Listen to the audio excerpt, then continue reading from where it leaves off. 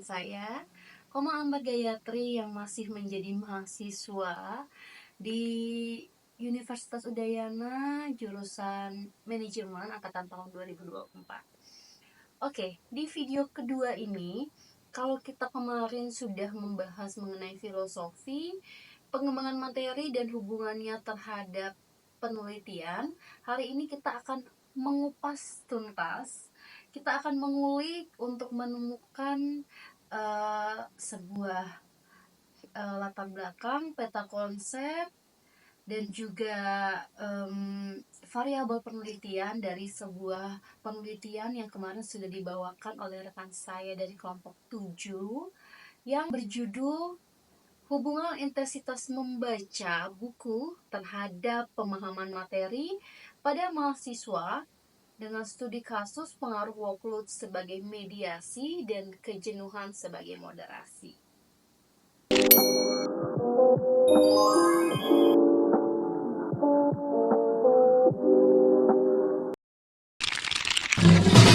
Oke, yang pertama kita akan bahas di sini adalah mengenai latar belakang. Jadi latar belakang dari judul penelitian rekan saya yang sudah sempat dipresentasikan minggu lalu itu adalah di mana membaca buku merupakan salah satu kegiatan yang wajib dilakukan oleh seorang mahasiswa.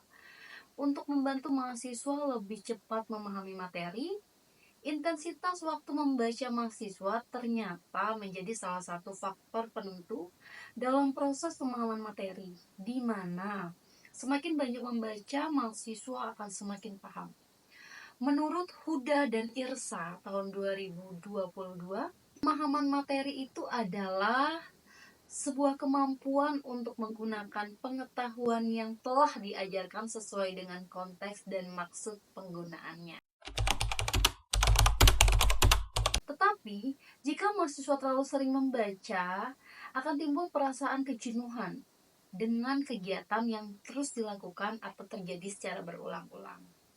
Serta, jika seorang mahasiswa terpengaruh dengan workload yang berlebihan, juga mengakibatkan tidak optimalnya pemahaman materi yang dibaca oleh seorang mahasiswa.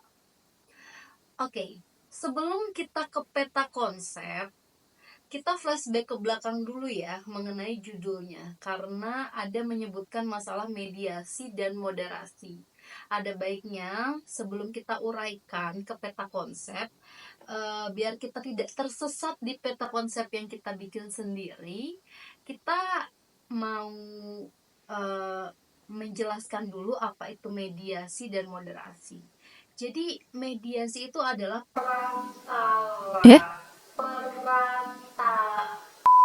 Jadi mediasi itu adalah perantara dalam hubungan antara variabel X dan variabel Y. Sederhananya mediasi ini akan ada hubungannya dengan kata maka. Sehingga harus ada triggernya sehingga bisa disebutkan sebuah variabel itu adalah sebuah variabel mediasi. Nah, sedangkan moderasi itu adalah variabel ketiga yang berperan dalam mengubah atau memperkuat hubungan antara variabel penelitian yang utama. Biasanya berhubungan dengan kata tapi jika.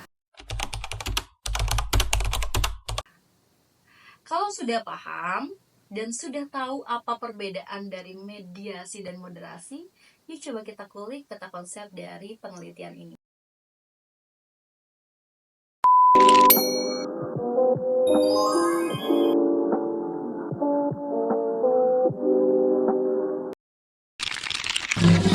Jadi saya sudah membuat peta konsep yang saya gambarkan seperti di sebelah saya ini. Bisa dilihat variabel X-nya itu adalah intensitas membaca buku, variabel Y-nya itu adalah pemahaman materi, dan ada mediasi dan moderasi yang saya taruh di atas dan di bawah. Nah, di peta konsep ini mereka saling berhubungan, di mana jika intensitas membacanya itu semakin bertambah, sehingga pemahaman materinya itu akan juga semakin bertambah, atau bisa kita bilang positif. Lalu, jika kita intensitas membacanya akan kita lakukan terus-menerus, akan timbul yang namanya kejenuhan atau kejenuhannya bertambah, otomatis positif. Lalu, kejenuhan ini dapat menimbulkan apa untuk pemahaman materi? Otomatis kalau kita jenuh, kita akan kurang memahami materi, atau bisa kita kasih tanda min atau negatif. Nah, kalau kita lihat di bawah, intensitas membaca buku kalau diselingi atau ada workload ribet deh menurut gua, workload yang berlebihan atau dari intensitas membaca buku ke workload itu bertambah atau positif akan menimbulkan apa? Pemahaman materinya juga berkurang atau negatif. Nih, bisa kita lihat peta konsep yang sudah saya bikin. Oke, setelah teman-teman bisa memahami masalah peta konsep dan sudah bisa membuat peta konsep dari calon penelitian kalian, dari judul yang sudah kalian bikin, kalian juga wajib melanjutkan yang namanya hipotesis.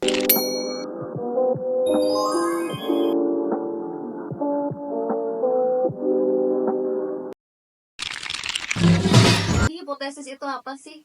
Hipotesis itu sederhananya itu adalah sebuah kesimpulan yang bisa kita tarik atas calon penelitian kita.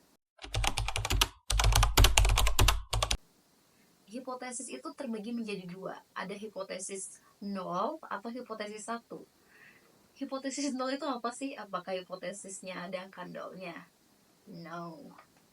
Jadi hipotesis 0 itu yaitu menyatakan tidak ada hubungan antara variabel independen dan variabel dependen.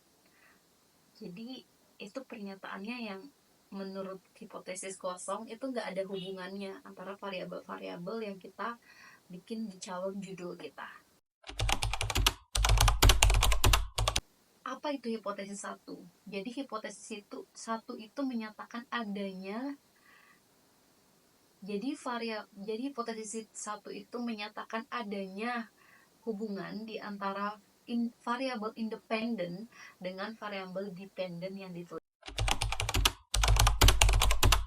Nah, dari judul penelitian hubungan intensitas membaca buku terhadap pemahaman materi pada mahasiswa dengan studi kasus pengaruh workload sebagai mediasi dan kejenuhan sebagai moderasi, dapat kita simpulkan hipotesis 0 dan hipotesis 1 seperti ini. Jadi hipotesis 0 yang dapat saya simpulkan dari judul penelitiannya, yang pertama adalah intensitas membaca yang meningkat tidak ada pengaruh terhadap pemahaman materi. Yang kedua, ketika intensitas membaca meningkat, maka akan timbul kejenuhan yang tidak akan mempengaruhi pemahaman materi. Dan yang terakhir, ketika intensitas membaca meningkat, tetapi jika workload meningkat, tidak akan mempengaruhi pemahaman materi. Dan hipotesis 1 yang dapat saya simpulkan, yang pertama, intensitas membaca meningkat akan mempengaruhi pemahaman materi. Dan yang kedua, ketika intensitas membaca meningkat, maka akan timbul kejenuhan yang akan mempengaruhi pemahaman materi. Dan yang terakhir, ketika intensitas membaca meningkat, tetapi jika workload meningkat, akan mempengaruhi pemahaman materi.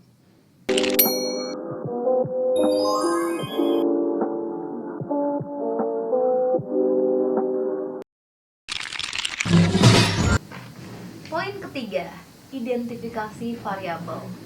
Dari judul hubungan intensitas membaca buku terhadap pemahaman materi pada mahasiswa, pengaruh workload sebagai mediasi dan kejenuhan sebagai moderasi, dapat kita bagi menjadi 4 variabel. Nah, dari poin yang sudah saya bikin di samping, ada 4 variabel, di mana variabel dependennya itu adalah pemahaman materi, atau bisa kita sebut dengan X. Variabel dependennya itu adalah intensitas membaca, atau sering kita sebut Y.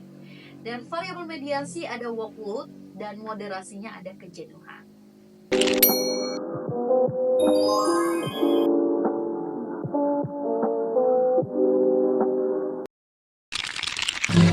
Poin keempat yang kita akan bahas adalah mengenai definisi operasional variabel. Jadi dari judul di atas, definisi operasional variabel yang bisa kita ambil, yang pertama adalah pemahaman materi. Definisi konstruks menurut Huda dan Irsa tahun 2022 menyatakan bahwa pemahaman adalah kemampuan untuk menggunakan pengetahuan yang sudah diingat, kurang lebih sama dengan yang sudah diajarkan dan sesuai dengan maksud penggunaannya. Aku mau ulang ah.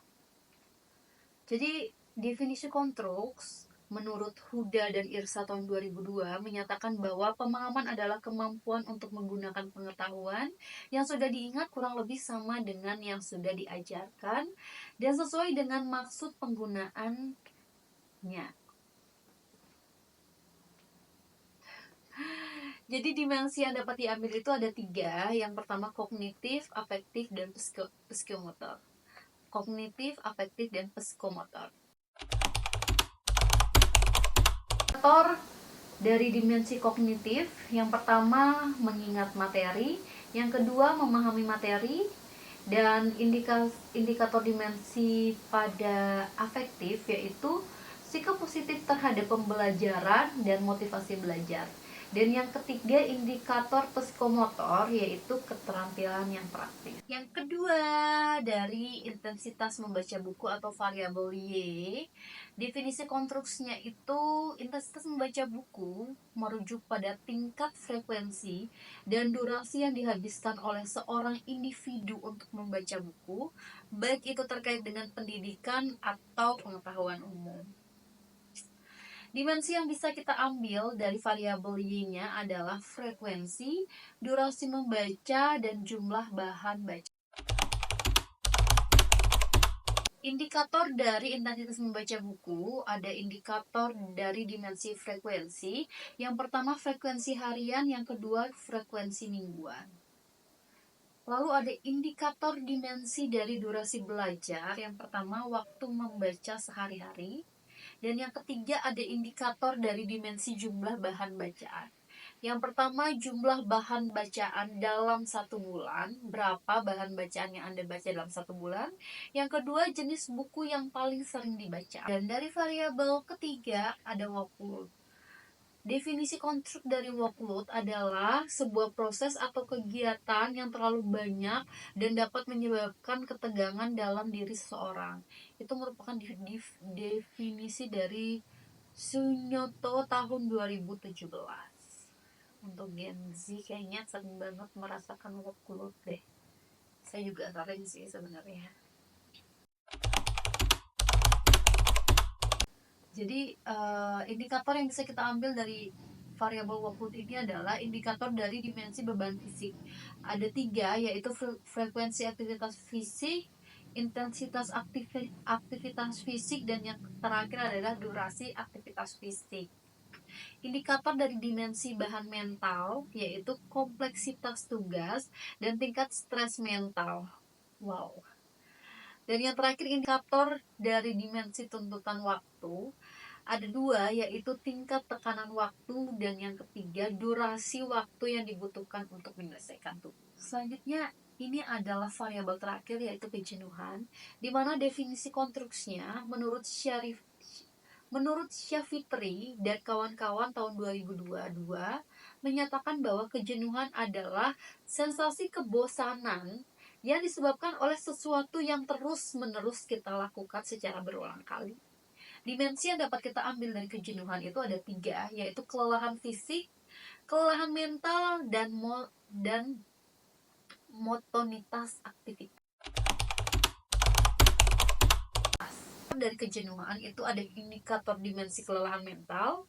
Di dalamnya ada kesulitan berkonsentrasi dan perasaan cemas saat belajar.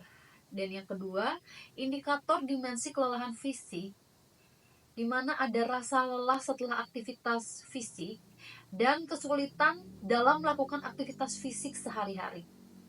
Yang terakhir ada indikator dari dimensi monotonitas aktivitas, di mana ada kebosanan terhadap rutinitas belajar, ketidakberdayaan untuk menemukan cara baru dalam belajar, dan yang terakhir adalah perasaan tidak ada kemajuan dalam pembelajaran. Oke guys, tadi itu dia gimana kita sudah mengulik sebuah contoh judul yang sudah kebetulan dibuat oleh rekan saya di kelompok 7, dimana judulnya adalah intensitas membaca buku terhadap pemahaman materi mahasiswa dengan pengaruh workload sebagai mediasi dan kejenuhan sebagai moderasi. Kita sudah mengulik beberapa seperti peta konsep, variabelnya apa, sampai ke kuesioner dan contoh-contoh fakta. Oke teman-teman, jadi itu tadi sedikit yang bisa kita ulik. Semoga video ini membantu buat teman-teman yang sedang menyusun penelitian atau sedang menyusun tesis atau sedang belajar sama seperti saya tentang bagaimana sih kita menyusun sebuah penelitian. Jadi semoga membantu ya teman-teman. Tetap semangat ya, karena kuliah itu nggak murah guys. Jadi kalau bikin tugas itu harus maksimal ya. Sekian dari saya, sampai jumpa. Semoga nggak ada video selanjutnya sih. Bye.